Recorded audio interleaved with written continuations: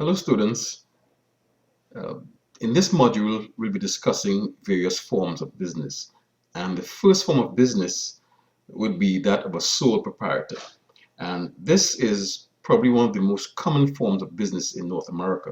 And an example of that sole proprietor would be a barber shop, a pizza shop, and an electrical contractor. And one characteristic of the sole proprietor is the fact that it's owned by a single individual.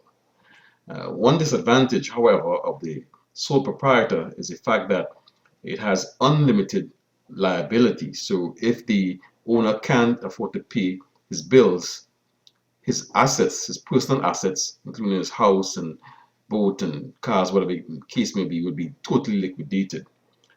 So that is the disadvantage of the sole proprietor. Another form of business would be the partnership. It's very easy to form two or three or even much more than that could form a partnership. It could be a verbal agreement, doesn't have to be in written form. An example of a partnership would be an accounting firm, could be a management or consultant firm, doctor's office, um, lawyers firm, all these various aspects, examples. Um, it is created by the consent of all partners. That's one characteristic also. One disadvantage, however, is the fact that the nature of the partnership exposes opportunity for disagreement. So everybody must agree in order for that partnership to work.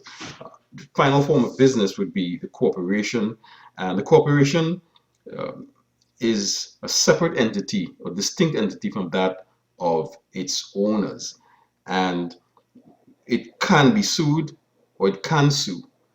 So if it's being sued, then the owners are not being sued, but business is being sued. And one example of a corporation would be Shell Oil, another one would be J.C. Penney, and then Avon.